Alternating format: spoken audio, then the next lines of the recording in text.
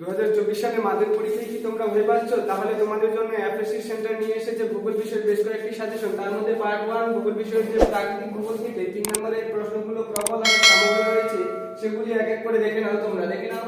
Number 1 প্রশ্ন হচ্ছে সব নদীর মোহনায় বদ্বীপ কেন গড়ে ওঠে না? প্রশ্নটা আসবে একদম সুন্দরভাবে পড়ে যাবে। তারপর 2 নম্বর প্রশ্ন হচ্ছে ক্যানিয়ন ও গিরিখাতের মধ্যে পার্থক্য লিখো। 3 নম্বর প্রশ্ন বলা হয়েছে মরু অঞ্চলে মরুভূমি সম্প্রসারণের 3টি কারণ লিখো।